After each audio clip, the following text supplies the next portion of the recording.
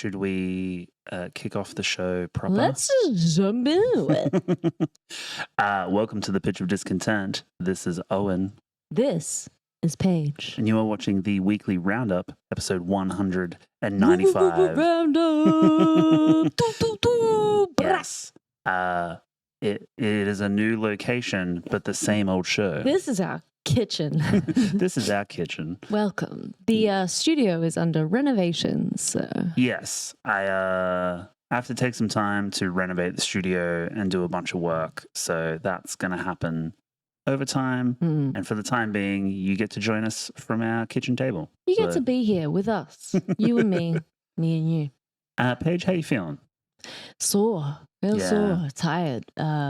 My body can't handle going to like a fucking 8-hour show anymore. I do have that on notes for things to discuss, so let's just talk about that. Let's do it. We went to the Monolith Festival. We did. I should be putting the flyer up here somewhere. I should have worn the shirt right now. That's true.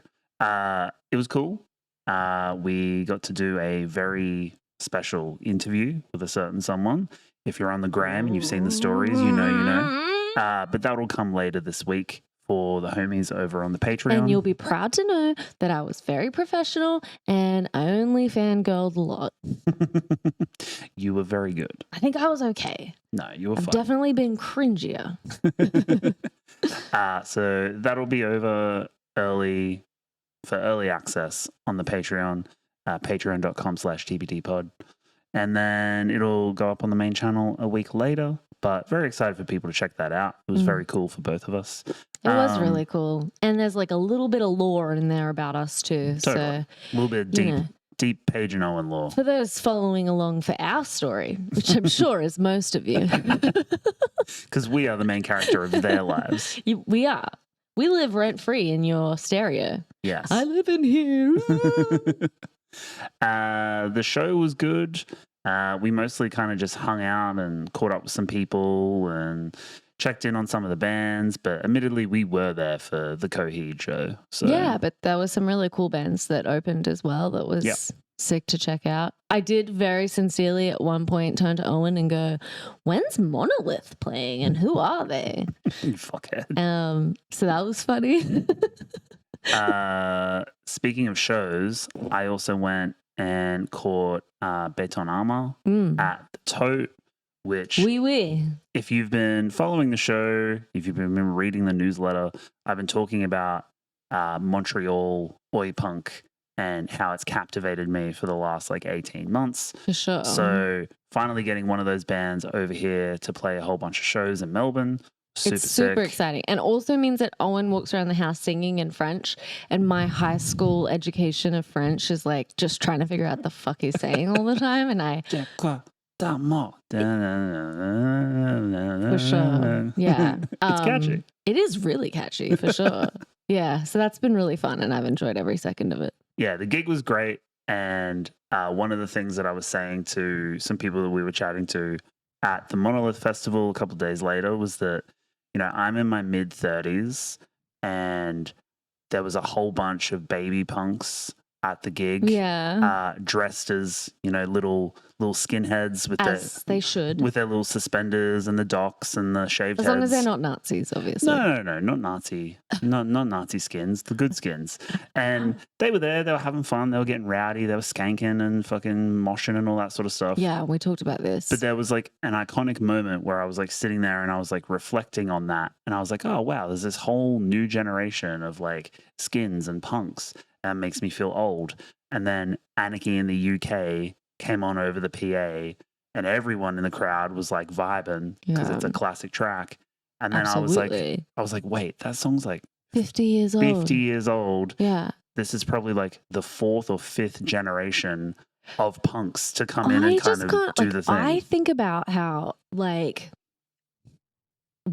I think we all kind of felt like posers being like alts and punks back in the day because the punks of that generation actually had movements and like made change and like, you know, did shit. And we as millennials were kind of just like a little bit like culture vultures. Like we just enjoyed the music, the culture. We weren't exactly actualizing as much change as they did. But then now I would say Gen Z are actually doing shit again. So it's like, do they have the imposter syndrome? Because I don't think they need to. I think the answer is that everyone has the imposter syndrome. That's true. And then as millennials, like, I'm not trying to compare like the 70s kind of like punk movement to stuff in like the 2000s, but there was like rock. I would say there was huge feminist movements for sure. Well, there was like Rock the Vote. There was like Rock Against Bush and, you know, like Now Start a Band. Green Day as a punk band were very famously like saying, you know, fuck George Bush. For sure, but like stuff. we weren't like, you know, burning bras and changing the world and like, you know. It's a difference of degree, I think. I think like in a lot of ways, millennials really like were very much like, I mean, when you grow up in the internet age as it's developing with really no filter and no real understanding of propaganda, like it's kind of like hard not to be just like a little piggy for sure.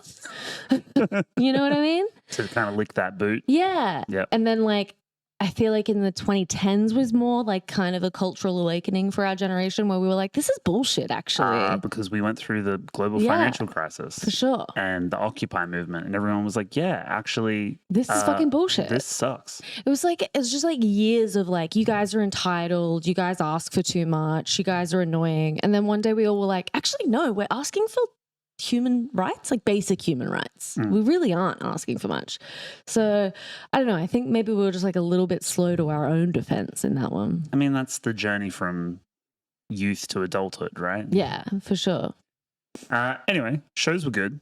The other note I have here for you is a certain TikTok trend for moan core. I know. How fun is that? Can you explain to people watching and listening what's going on there? One of the songs we featured, was it last week? The week before? A couple of weeks ago. It is Primitive by Not Enough Space. Is now going very viral. Yes. Because of the scene, I guess, alternative scene, dubbing it moancore. So they've made like a fun little subgenre for it. Well, there's a bit in the song where there's a moan because it's a very heavy metalcore track, like lots of breakdowns and stuff. And there's a bit where I guess like traditionally you would do the bleh, and instead she does the subversion. That's because the bleh got copyrighted, so we're getting creative with it. That's right. Or was that the arf? Sorry, you're right. That was the arf. No. It was the bleh. Oh. You were correct the first time. I was right. I'd like that to be on record.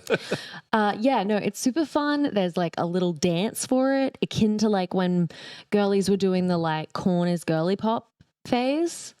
I love that. I love that like there's mainstream things happening in alternative music because it's just like a fun subversion of us like being like militantly different and strange. It's like every now and then you've gotta be a little bit of a, what's the word I'm looking for? It starts with C. It starts with C. I think. I'm dyslexic, so conformist. Yeah, there you go. It was C. Well, I would also like to note that we were ahead of said trend by featuring it on the show the week of release. Before they were cool. Exactly. And you can too if you sign up to the podcast. Yeah. Subscribe. Like and subscribe. Speaking of, should we get into the main show? I think so. All right, let's do it.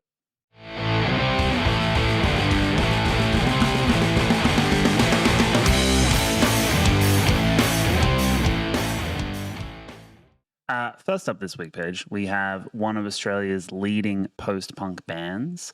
I'm talking of Newcastle's Dust. Oh, yeah, cool. They have come through with a new track. It's called New High, and it follows on from the previous track that they released this year that we featured on the pod a couple of months ago now, called Trust You See. Yeah, for sure. I'm not sure if you remember that one or not. I think I remember Dust and I remember listening to their last song, but I'll be honest, no, I haven't actually retained that one. That's okay. So they are currently on tour with Interpol. Yeah, that's right. They, I believe at the end of last year, they had a support run with Interpol and Block Party when they came through. That's right. And they did yes, that. Crazy lineup. I think they must have impressed the Interpol crowd and the Interpol band and crew because they got picked up to do like a full tour support in Europe, I believe. Man, if only we could open for bands. Like imagine going to a show warming up the and crowd. It's just two fucking white people on the stage just like, so I heard about this song this week. What do you just hitting play on a phone. Like, you into this? What do you guys think about this? This is good, right? So Dust are playing at London's Alley Pally as part of this Interpol tour. So that's pretty sick for them. Iconic venue. Absolutely. Did we go there? No, we haven't been. Where did we go? We went to a bunch of places, mostly just like little venues in Camden and stuff. Like basement venues. Yeah, we didn't go to the big dog ones. And then we went out to other venues. There's like Alley the Pally, country. and then there's like the O2, which is like the big venue. I would love to go to like the stadium shows. Yeah, it'd be sick. Except for that one Ariana Grande one. Yeah, maybe not. Ooh, scary. So speaking of New High, this one finds the group embracing a couple of different songwriting structures. It's mainly centered around a thrumming bass line that's counterposed with some sparse textures and melodies. It's not as bombastic as some of the band's like bombastic earlier stuff. What a fun word. It also finds Justin Teal exploring his subconscious and the inherent discomfort of loneliness. I've got a quote from Justin here. He says, "It's about those nights spent lying in a room illuminated by fairy lights, listening to dreamy music like Beach House or watching the movie Her," great film, and feeling a deep sense of melancholy, shifting between the warmth of solitude and the desire to move past the more painful aspects of isolation. It's a reflection on both the comfort and complexity that come with being alone. Last time I watched Her, the person I was watching it with and I got in like a massive argument. So it's maybe not the comfort of isolation that you're thinking of. Well, you know, it depends on who you watch it with and the matter of opinions held in the room. Yeah. All right. Well, let's jump in and have a listen, and then we can kind of chat about Dust and what's going on in the track. But this is Dust, New High. Let's go. Direct a new passage, it's massive once we get through the week. But can I say what I mean? In the second coming, we will offer the dream. I waste my time alone, where I will not go. Once I find out why, this is what I'll be all night. No, I'm sick of being alone without you. Thoughts? Yeah, it's cool. It's giving like a bit of a Morrissey vibe vocally. Okay. Super just like that, like monotone with little flares, which I think is what you described about the instrument, but I was kind of like really mesmerized by the vocal track that I didn't take as much notice, but anything else but the bass line. Yeah. So it's a little bit more mid-tempo for them, whereas like the stuff on their EP, et cetera, really like, I don't know, I feel like there's more, I'm going to go back to that word, bombast, like there's more kind of like explosiveness. We're doing something a bit more wild and maybe. Yeah. Well, this one is just kind of like stripped back, I think. And like you can hear the horn section stuff kind of creep in. Yeah, it sounds, the brass is really cool and like a little understated. I think that a lot of people are experimenting with brass instruments in their music at the moment, which is always sick. But this is kind of, it's more of a playful use rather than like an all-out kind of taking over the track use, which is like cool and interesting. Yeah. I just think it works really well. It plays to their strengths. And I managed to catch them for the first time at Big Sound earlier this year. And one of the writers that I was mentoring was like doing a profile on Dust. So we went to go check them out. And I'd wanted to see them for a very long time, but they didn't disappoint. They've got an incredible live show. I'm pretty sure they played this song as part of that set. Run that stage. And yeah, they've just got a really good dynamism between all the members, and they're very kind of locked in to what they're doing. So sick. And I mean, obviously, if they're supporting Block Party and Interpol and then getting taken out on tour by Interpol. What's the fan response like then? Like, what was it like at the show? Lots of just people just vibing. Just like chill. Just like nothing too crazy. There isn't like stage dives and shit going on, but everyone's vibing, everyone's grooving. They need a good stage dive song then, sounds like, in the repertoire. Okay, get on that, Dust. Get the stage dive song. We need something a little bit crazy to get them loose. I really want to see some of the younger kids like maybe being more mosh in at shows, because I'm noticing like anything that's really popular with the younger generation, like the sleepiest fucking crowd you've ever seen. But I get it. Like these kids kind of came of age during COVID. So like maybe we need to help them. Maybe it's time for some of us to come out of retirement just long enough to show them like what they are allowed to do. Yeah. Does that make sense? I get that. Because yeah, every show lately, it's like, man, it's crazy because bands will still act like the crowd is insane. Like bands know what to do to still make their stage presence kind of crazy. Yeah. But you guys are giving kind of cuckoldry a little bit in the pit at the moment. Like you're just kind of standing there, not moving, just watching. Freaky, weird energy. Let's get some movement, babes. Well, speaking of movement, I have a new band on my radar this week. Another shout out to Chris in the TPD Patreon. He sent this one through, and it's a banger. We love you, Chris. Thanks, Chris. So this is a band called Concealer. They are a heavy screamo outfit from Orlando, Florida. Oh, wow. The Four Seasons Orlando. And they've put out a new EP through the good folks at Zegema Beach and Armageddon Records. The EP is called Heartfelt Entries. That's cool. And it's actually a reissue of the band's previous 4-track EP. Okay. And then they've tacked on 2 new songs to make it a 6-track. Nice. So clever. Kind of just rinsing some old stuff, putting some new stuff on there. Sounds like the old stuff didn't get the attention they wanted. Correct. And so they're going to, just give her a scrub and chuck her back up again. Yes. Now, I reached out to the band to say that I was fucking with the EP and we wanted to feature it on the show. Got a quote here from the vocalist Tristan on one of the new songs, which is A Bleeding Sky. That's cool. So he says, A Bleeding Sky is written as a back and forth perspective between myself and my mother and her drug addiction throughout my life. It tackles how I was wondering if it was going to be that. Because like there's a lot of like sky symbolism in drug abuse and Pink Cloud Summer, for example, is like about overcoming drug abuse or drug addiction and stuff like that. So okay. Yeah, please continue. Sorry. So it tackles how I was in a constant state of paranoia growing up because she was always high and it put me in really bad situations. There's some of my resentment and her justification going back and forth. So I think that's interesting to write about something like that as a form of dialogue. Yeah. And as you'll hear, like the track is quite heavy and abrasive too. So like lots of contrast going on there. Okay. But yeah, the EP rips. These guys are super sick. So yeah, stoked that Chris shot this one through in the Patreon. Okay, I'm keen to hear this. Let's have a listen. This is Concealer, A Bleeding Sky. Let's go. I have a really good concealer if you guys want me to put you on.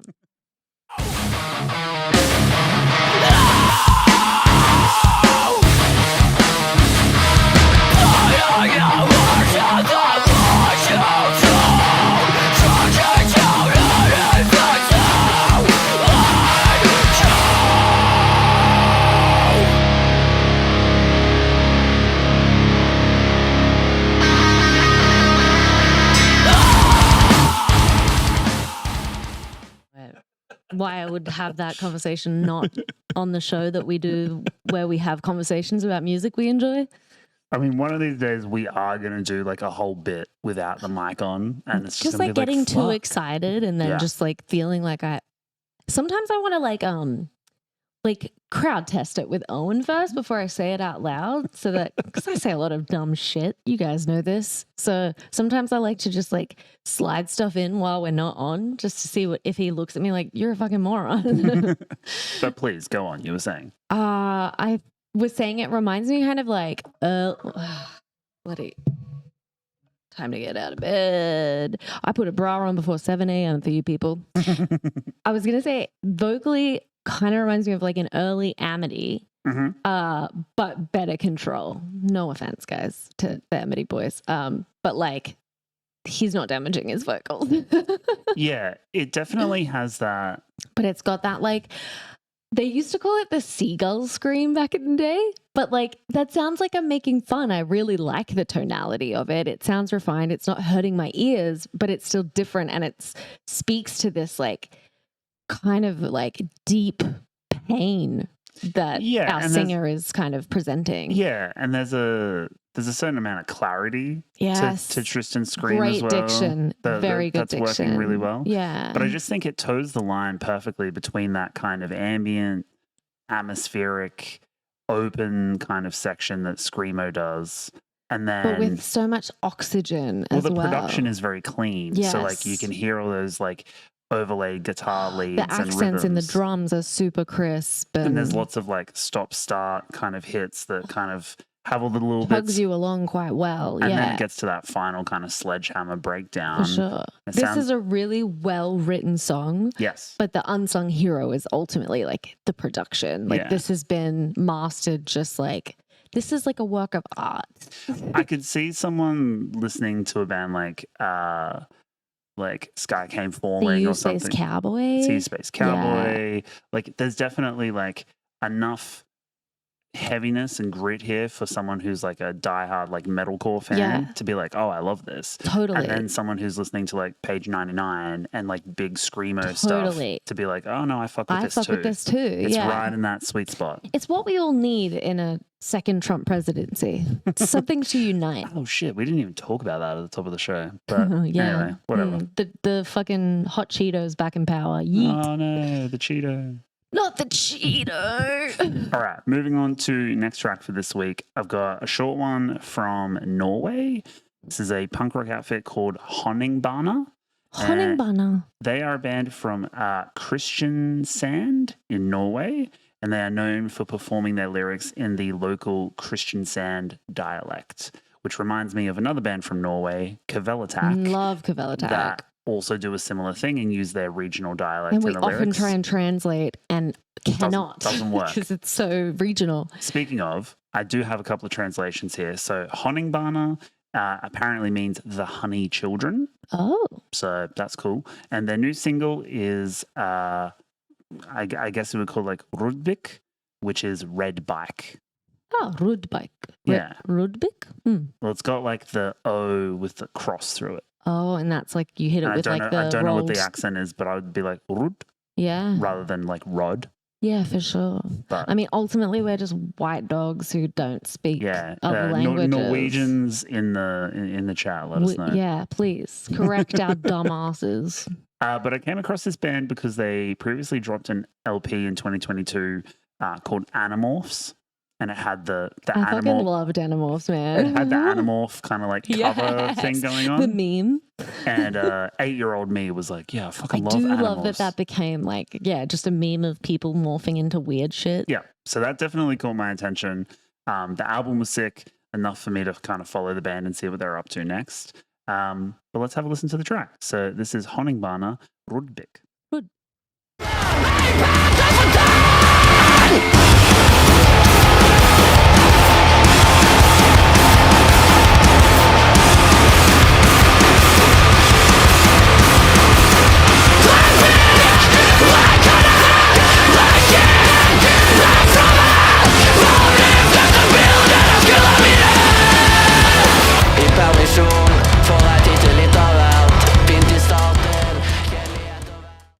All right. You still got the headphones on. What's going on? What were you laughing about? I've got Genius up with it on Translate. Okay. Is the translation accurate, do we think? It's definitely all over the place, but there's some pretty good like clear translations. Like it's about working a fucking bullshit email Excel job. That's why the album cover is a fucking Excel spreadsheet with a stick of dynamite on it. Yeah, exactly. Yeah. He's relatable. I love this. I think that this is like such a perfect fucking punk song about like what we actually like late stage capitalism struggles. It's like, I mean, it doesn't sound as challenging as maybe the struggles of people before us, but like we're all dying on the inside with every fucking hide column we have to do. You know what I mean? Like every V lookup, every index match, like fuck my life. None of this means anything. I've been listening to a lot of Refused lately. Okay. So they just released a like deluxe version of what's the famous album? I can't think of it. God damn it. It's gonna fucking escape me. Anyway, I've been listening to a lot of Refused, and I know that they're from Sweden and not Norway, but Scandinavia, close enough. And to me, the aggression and the kind of like playfulness that's going on this track reminds me of stuff that they were doing on some of their earlier records. I'm thinking in particular of like Songs to Fan the Flames of Discontent, which was like a more kind of hardcore punk record before they went into the full kind of like post-hardcore stuff that kind of had their pop-up. Blow up. Their glow up even.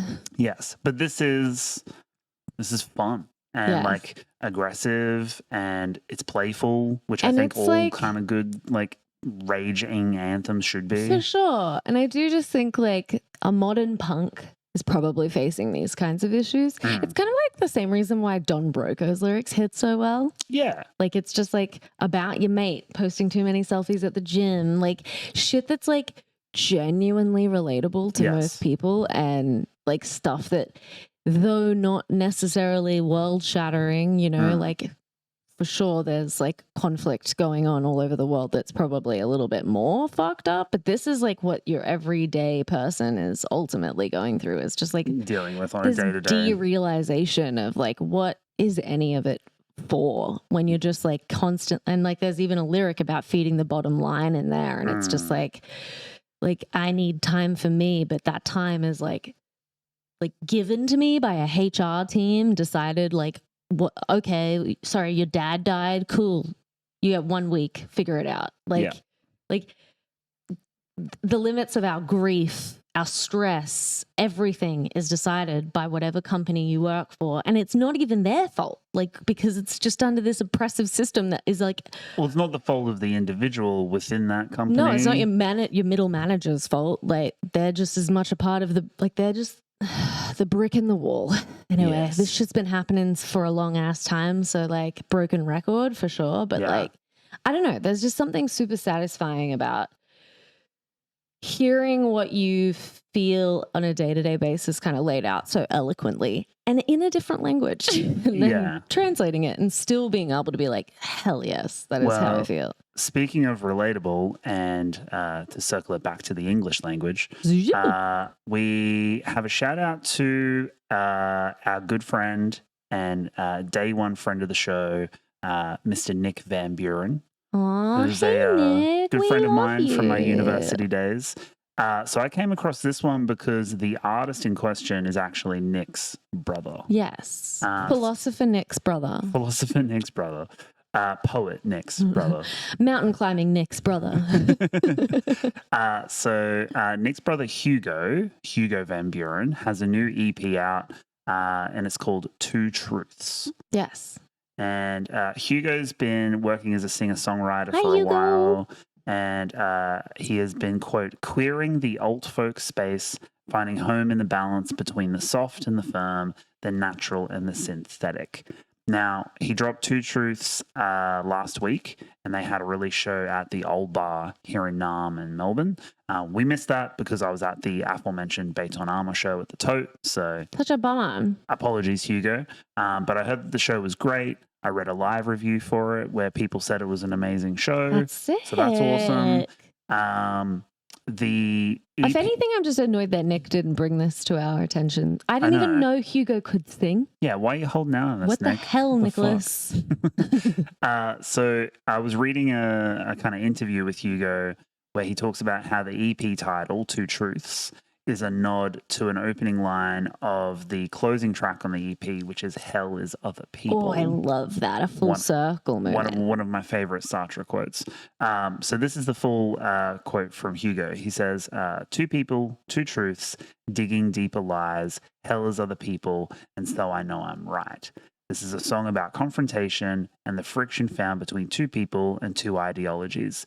In both my close relationships and the broader political climate, everyone has their version of truth, and I find myself trying to distill and navigate this every day. For sure. Incredibly relatable. I used to come home from work at Shbibi Games.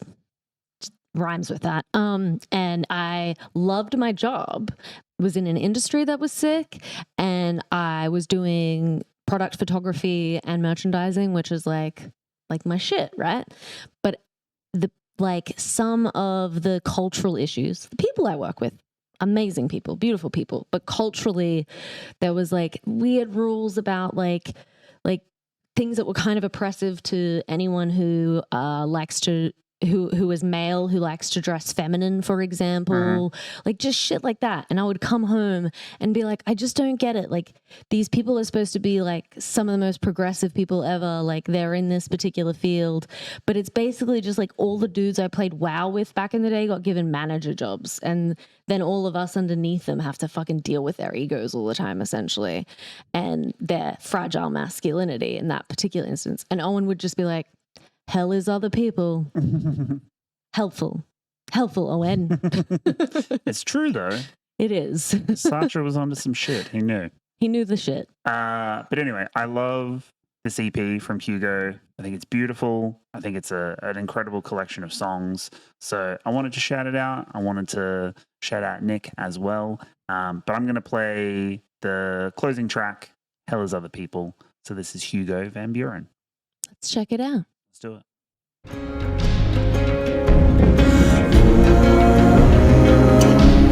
Hell is other people.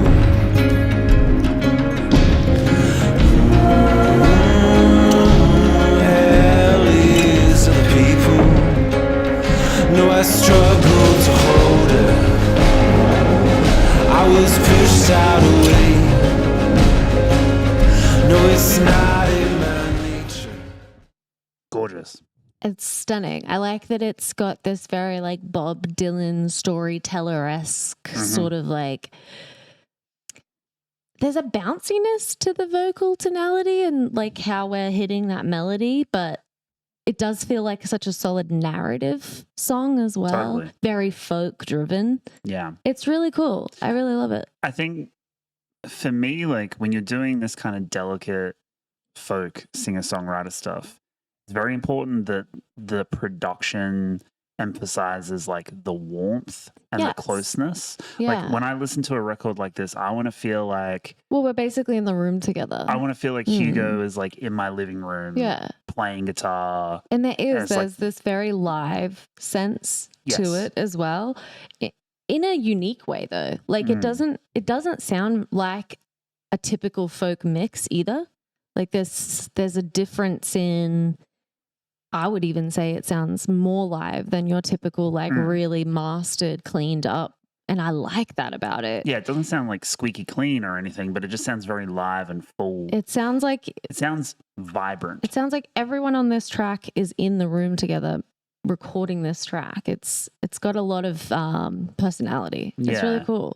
And I do think that like at a lyrical level, like I can pick up on a lot of the stuff that Hugo's talking about like, you know, inheriting a particular worldview and perspective from your parents, from school, from all of the kind of bloody Ernie, all the institutional things that go into kind of forming who you are, and then you get thrust into adulthood ostensibly to kind of find your own way, and you realize that like you might not necessarily agree with some of that, or you can see some of the blind spots it's interesting, and flaws. Yeah.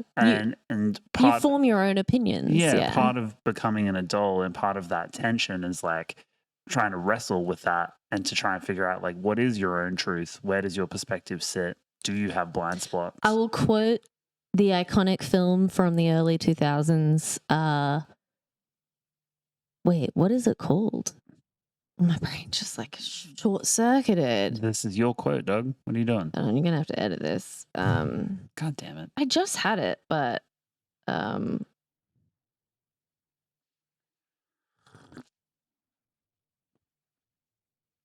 sorry, man.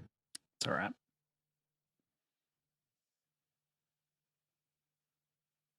Sorry. Okay. And when did Silent Hill come out? Is it the early 2000s? Yeah, I want to say like mid 2000s.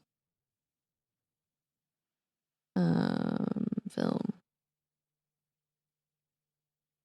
2006, yeah. Yeah, mid 2000s. I'd like to quote the 2006 film Silent Hill.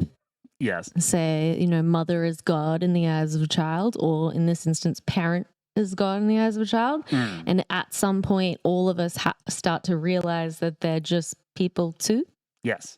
And that not everything they say is Bible and or on God, as some might say. And I think like this song in particular can be extended to like not just your parents, but kind of any influence in your life. Anyone who's having an influence, like an older brother.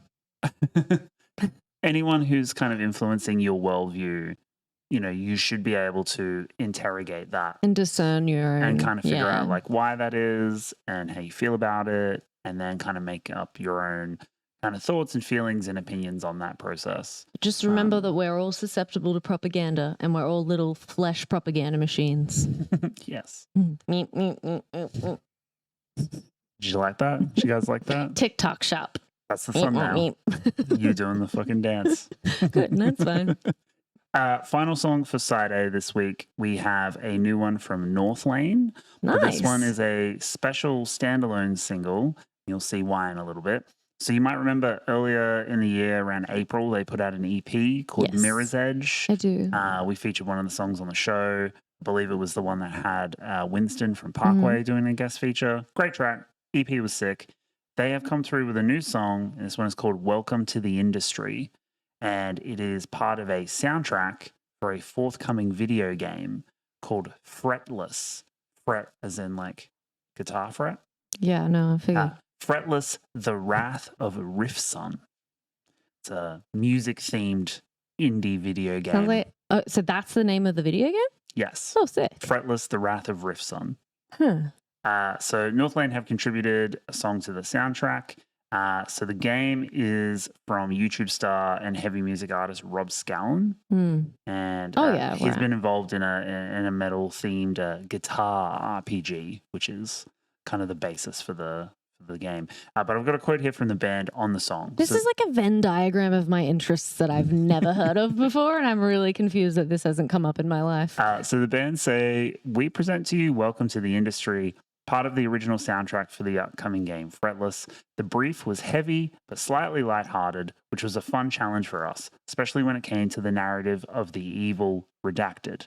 Keeping in mind that some of the sections would be used as holding patterns for dialogue, we tried to strike a balance between groovy riffs, build-ups, and chunky chords, leaning more toward the guitar side of Northlane with some electronics in more of a supportive role. We had a lot of fun with this, and we hope you all enjoy it.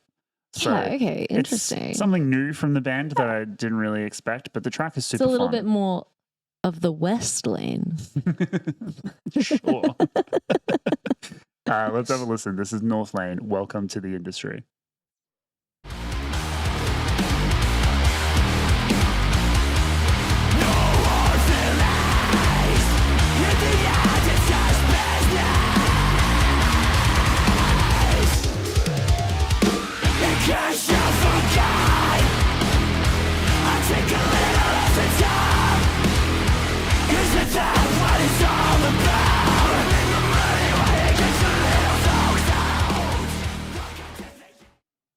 Ooh, it's been a minute since I've heard a song about predatory label contracts. Yeah, even though I know that the brief was like lighthearted and it's like for the game and it's kind of like... I can see how it is lighthearted at the same time. I think it's very much informed by real life experiences because as far as I'm aware, Northlane are now like a fully independent band, and I know that, you know, they do their own management. I'm pretty sure they're handling their own releases. So like smart. They have been through said industry enough to know that they can probably just do it themselves. There's a lot of talk like about benching artists lately. And I think if anyone's wondering like what's happening in the Australian music industry and why like we have all these great artists that never seem to like get through the glass ceiling, that's because they're writing everyone else's music. Like that's what's happening. I won't say any big labels, but it rhymes with shmoney are really bad for doing this to their artists. Just like sending them to writers' retreats where they write music for everyone else in the fucking world, apparently. But yeah, there's a lot of very predatorial contracts out there. If you're an up and coming artist, just make sure you do read that fine fucking print, I guess. Yeah, but I guess like to the track, like it's very much Northlane doing what Northlane do. It's fun, it's groovy, it's heavy.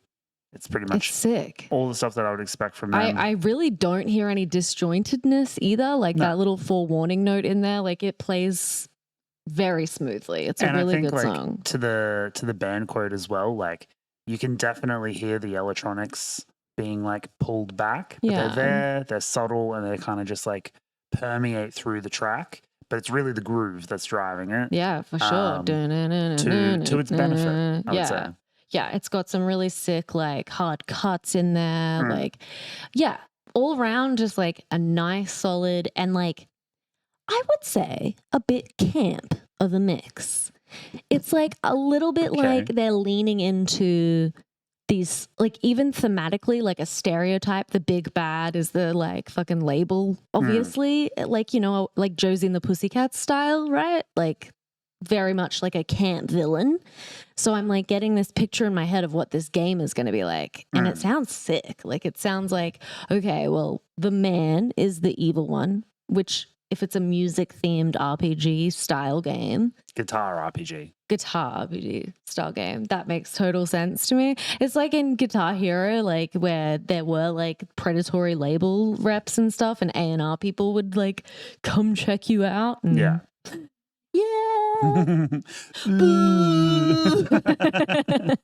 Hell yeah.